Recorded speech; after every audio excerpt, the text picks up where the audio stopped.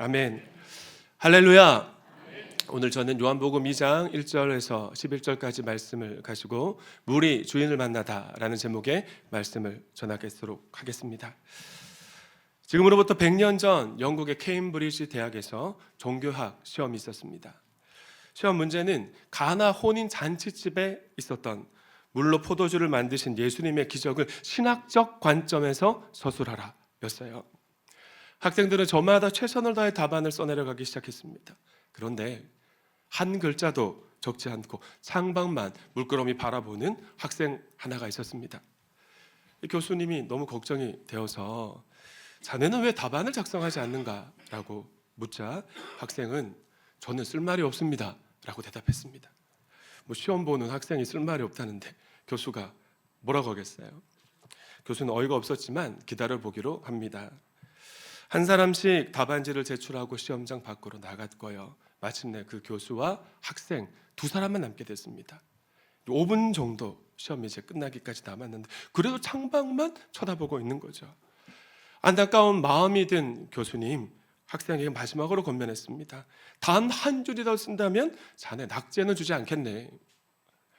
그저 학생이 몇 자 쓰고 시험장 밖으로 나갔는데 답안지에 이런 글이 쓰여 있었습니다. 물이 그 주인을 만나니 얼굴이 붉어지더라. 이 답안으로 그 학생은 최우수 학점을 받았습니다. 그리고 훗날 이 학생은 영국의 철학자이자 낭만주의 문학을 선도했던 위대한 시인 조지 고든 바이런이 됩니다. 사랑하는 도안가족 여러분, 물이 자신을 술로 만드신 예수님을 보고 부끄러워서 얼굴이 빨갛게 붉혀지는 모습을 한번 상상을 해보시죠. 왜 사랑하는 사람이 생기면 부끄럽고 만나면 심장도 뛰고 얼굴이 붉어지지 않습니까? 예수님을 인격적으로 만난 우리는 물이 포도주 되는 새로운 피조물의 역사를 이미 경험한 사람들입니다. 그런 우리가 날마다 예수님과 함께 사랑의 친밀한 관계를 맺어나가면 나 같은 죄인을 살리신 주님의 은혜에 감격하게 되고요. 하나님의 자녀답게 살지 못하는 우리의 삶의 모습을 발견하게 되면서 부끄러워서 주님 앞에 얼굴이 붉어지는 모습을 발견하게 될 것입니다. 1절 말씀을 세번역 성경으로 다시 한번 읽겠습니다. 시작.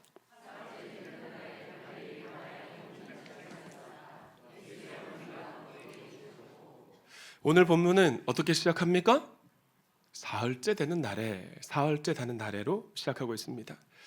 우리는 한 주간을 말할 때 월요일, 화요일, 수요일, 목요일, 금요일, 토요일 그리고 주일 또는 일요일이라고 말하지요. 그러나 전통 유대인들은 창조의 순서에 따라 첫째 날, 둘째 날, 셋째 날, 넷째 날, 다섯째 날, 여섯째 날 그리고 일곱째 날을 샤바트, 안식일이라고 합니다. 여러분은 한 주 7일 중에서 무슨 요일이 가장 좋으세요? 일부 예배에서는 주일이요 한 분 계셨는데 대부분 주말이라 불리는 토요일이나 오늘 주일을 좋아하실 것 같아요. 하지만 유대인들은 사흘째 되는 날, 이 수요일을 가장 좋아한다고 합니다. 태초에 하나님은 빛이 있으라 말씀하셨습니다. 그러니 빛이 생겼죠. 이 첫째 날입니다. 그리고 태초의 지구는 이 거대한 물로 덮여 있었는데 둘째 날 하나님께서 이 물을 윗물과 아랫물로 나누셨어요. 가운데 공간이 생겼죠. 하늘을 그렇게 만드신 겁니다. 그리고 사흘째 날에는 이 아랫물로 모아놓으신 이 물을 한 곳에 모으셨어요. 그러면서 드러난 묻을 땅이라 하셨고 모인 물을 바다라 명하셨습니다. 그리곤 황량한 땅, 아직까지 아무것도 없잖아요. 그 황량한 온 땅에 아름다운 나무와 식물들을 만드셨는데 나무와 식물들은 아름다운 꽃을 막 피웠고요. 각종 나무의 열매를 맺었습니다. 한번 상상해 보세요. 황량한 땅입니다. 그 땅에 아름다운 꽃이 피어나고 풍성한 열매가 맺힌 모습을 한번 상상해 볼 때 우리의 마음이 따뜻해지는 것 같아요. 유대인들의 하루는 우리와 다르게 해가 저무는 전날 저녁 6시부터 시작이 됩니다. 그래서 유대인들은 신랑 신부가 셋째 날 창조의 때 있었던 풍성한 삶, 아름다운 삶을 살아가라고 수요일이 시작되는 전날 밤부터 결혼 예식을 시작합니다. 그렇게 시작된 결혼 예식, 사흘째 되는 수요일에 시작되는데 우리 시간으로 화요일 저녁 6시부터 시작이 되는 거죠. 사흘, 낮새, 닷새, 길게는 일주일 동안 진행된다는 말씀을 한 번쯤은 들어보셨을 것 같아요. 결혼식 일부 시간에는 신부와 신랑이 기쁨을 상징하는 포도 두 잔을 같이 마시고 결혼 반지를 서로 교환합니다. 신랑이 결혼 서약서를 낭독하고 나면 다시 신부에게 전달하는 거지요. 그럼으로써 1부 순서가 끝납니다. 그리고 이제 2부 순서가 7일 동안 진행이 되는 거예요.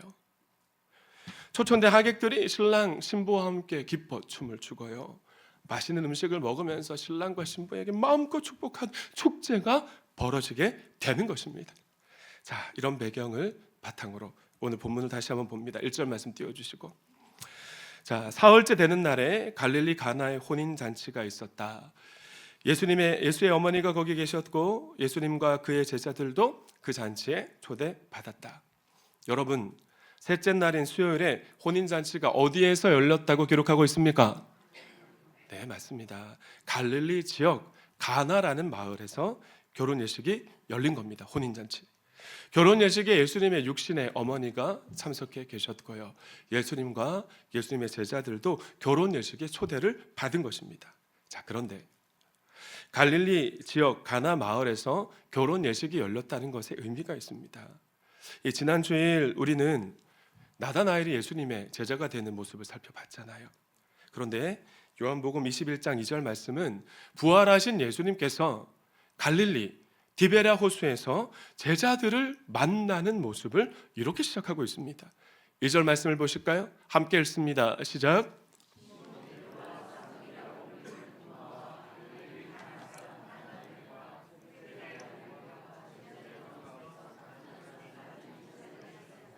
여러분, 나다나엘이 어디 사람이라고 기록하고 있습니까? 그렇죠. 갈릴리 지역에 소재한 가나라는 마을 출신이 나다나엘이었던 것입니다. 아마도 당시 가나라는 마을에 소문이 쫙 퍼져 있었겠죠.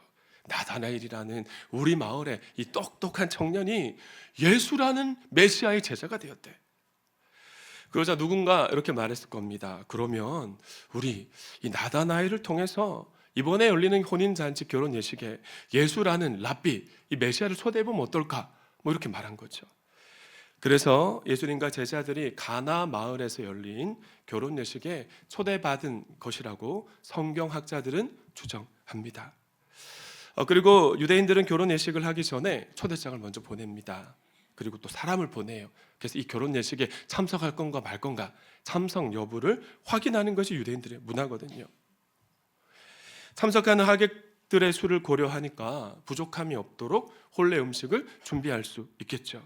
그런데 오늘 본문을 보시면 유대인들의 결혼 예식에 없어서는 안 되는 포도주가 떨어진 것입니다. 결혼 예식에 참석하는 사람들의 수를 미리 체크해서 준비하니까 포도주가 모자라는 일은 좀처럼 없어요. 하지만 간혹 포도주가 떨어지는 일이 생기기도 하는데, 그러면 손님을 제대로 대접하지 못한 집으로 치부되기 때문에 이 주인이 매우 난처한 상황에 빠지게 된다고 합니다. 왜냐하면 유대인의 탈무드가 이렇게 말하고 있기 때문이에요. 함께 읽어보실까요? 시작. 자, 그런데 이 집에 포도주가 떨어지는 문제가 발생한 것입니다. 3절 말씀을 보시면, 그런데 포도주가 떨어지니 예수의 어머니가 예수에게 말하기를 포도주가 떨어졌다 하였다. 예수님의 육신의 어머니 마리아가 문제가 발생한 것을 안 겁니다. 그리고 누구에게 달려가는 것입니까? 예수님에게 달려간 거예요. 포도주가 거의 바닥났다는구나. 예수님께 도움을 요청한 것입니다. 자, 예수님께 도움을 요청하는 행위, 우리가 어떻게 바꿔 표현할 수 있겠습니까? 그렇죠. 예수님에게 기도한 것입니다. 하지만 우리는 어떤가요? 문제가 생기면 걱정하고요, 염려합니다.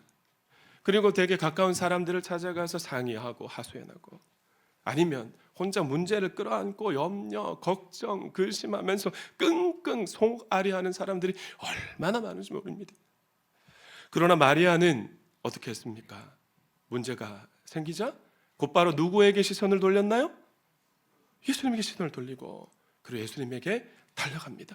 포도주가 떨어졌다고 기도한 것입니다. 할렐루야.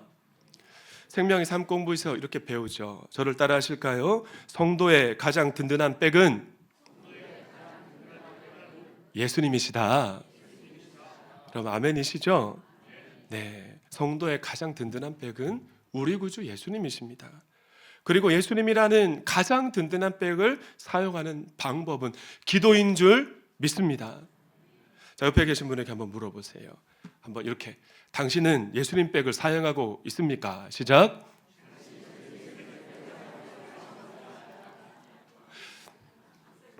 네, 아프리카 사하라 사막에 서식하는 독수리 가운데 비서새라고 불리는 뱀잡이수리라는 독수리가 있다고 합니다.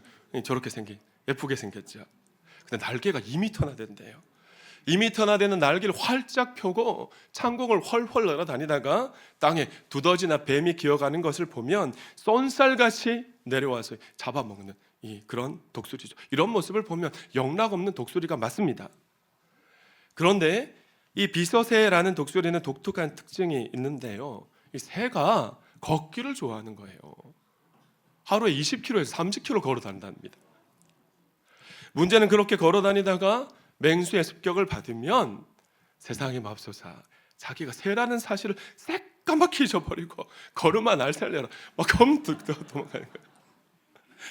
두려움에 사로잡혀서 자기가 날 수 있다는 사실을 잊어버린 겁니다. 그러다가 맹수의 밥이 되고 마는 정말 안타까운 새가 바로 비서새예요. 저희 집에도 비서새와 같은 여성 동지가 한 분 계신데 그런 분도 수요 성령 집회에 나와서 찬양하고 말씀 듣고 기도하면 마음에 평안이 밀려오는 것을 경험하게 되는 것 같아요. 사랑하는 도안가족 여러분, 우리는 문제가 없는 것이 문제인 것 같은 오늘을 살아갑니다. 그러나 성도에게 있어서 문제가 있는 것이 문제가 아니라 문제를 극복하지 못하는 것이 문제라는 것입니다. 저는 우리 동암의 모든 교우들이 문제가 발생했을 때 비서새처럼 염려하고 두려움에 사로잡혀서 내가 기도할 수 있는 성도라는 사실을 잊어버리지 않을 수 있기를 간절히 축원합니다. 오늘 마리아와 같이 문제가 발생하는 그 즉시 예수님께로 시선을 돌리고 주님 앞으로 거침없이 나아가서 기도함으로 기도 응답의 기쁨을 누릴 수 있기를 축원합니다. 자, 계속해서 4절 말씀도 함께 읽습니다. 시작.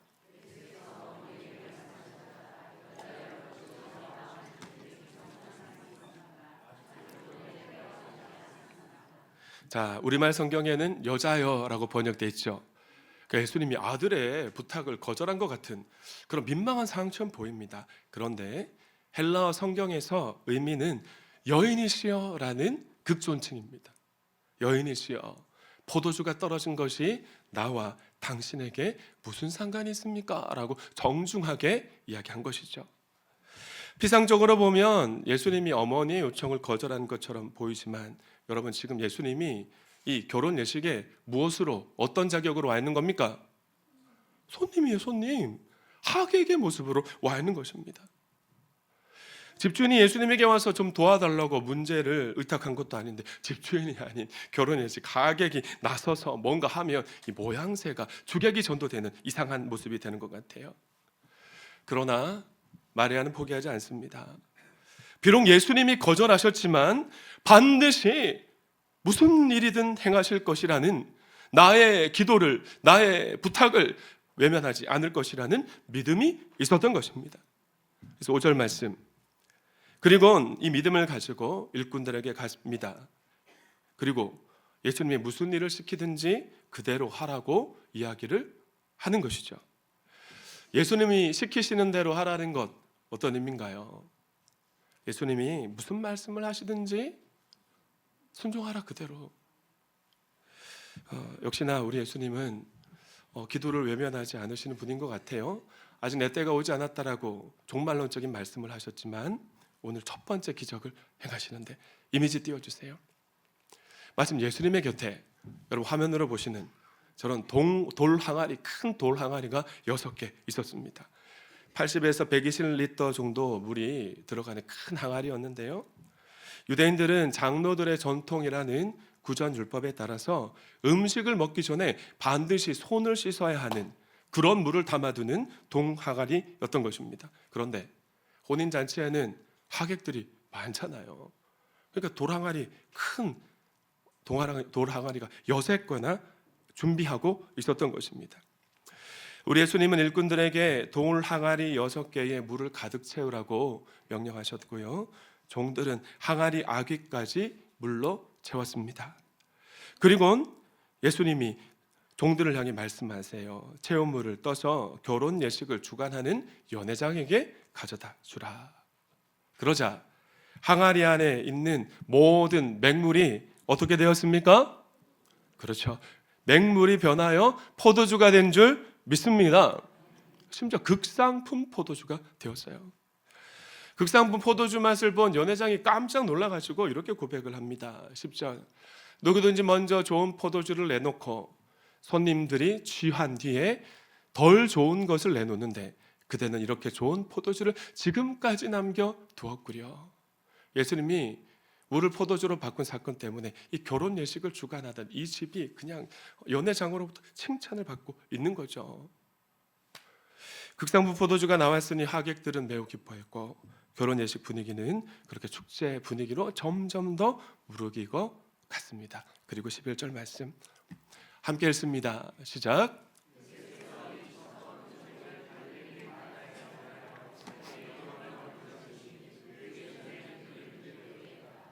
사랑하는 도안가족 여러분, 오늘 본문이 우리에게 주는 교훈이 무엇입니까?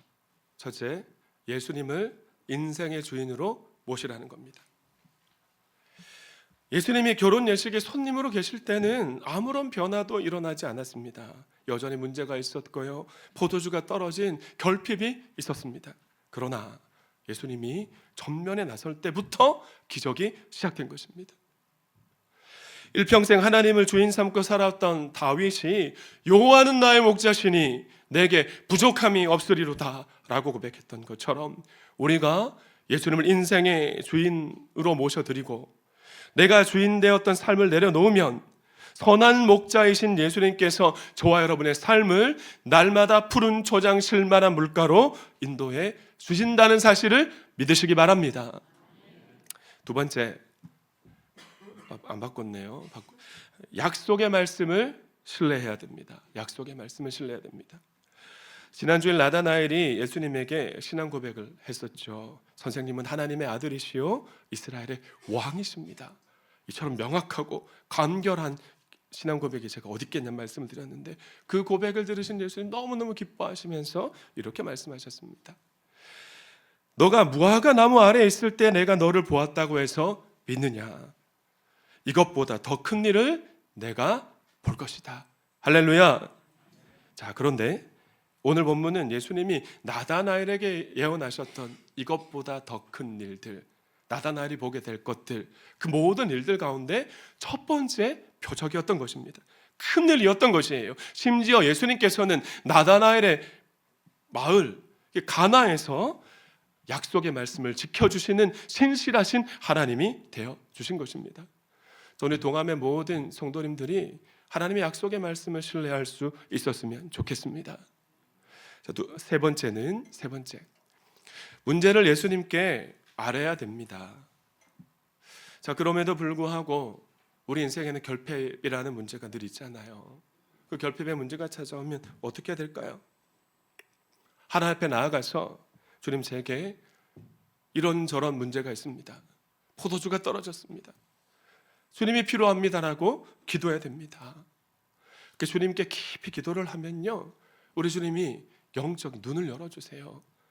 마치 눈을 들어 산을 보아라. 너의 도움 어디서 오나. 천지 지으신 너를 만드신 여호와께로다 라는 찬양의 고백 그대로 우리의 믿음을 열어주셔서 선한 목자이신 하나님의 모습을, 우리보다 앞서 걸어가시는 그분을 보게 될 것입니다. 하지만 무엇보다 평소에 기도의 삶을 살아가는 것이 더 좋습니다. 여러분, 하나님의 은혜 없이 어떻게 하루를 시작할 수 있습니까? 새벽 기도회와 수요 성령 집회 새벽에 못 나오시면 매일은 일주일에 한 번은 나오셨으면 좋겠고요. 그리고 주일날에 2부 예배 드리시는 성도님들은 조금 일찍 나오셔서 커뮤니케이션실, 과거 중보기도실에서 드려지는 주일 중보기도에도 한번 참석해 보세요. 권사님, 집사님들이 막 박수를 치시면서 오늘도 막 얼마나 뜨겁게 찬양하시고, 제가 그 순간 이 커뮤니케이션실이 기도원에 온 게 아닌가라는 생각이 정도로 뜨끈뜨끈한 기도회가 진행됩니다. 기도하실 수 있기를 부탁합니다.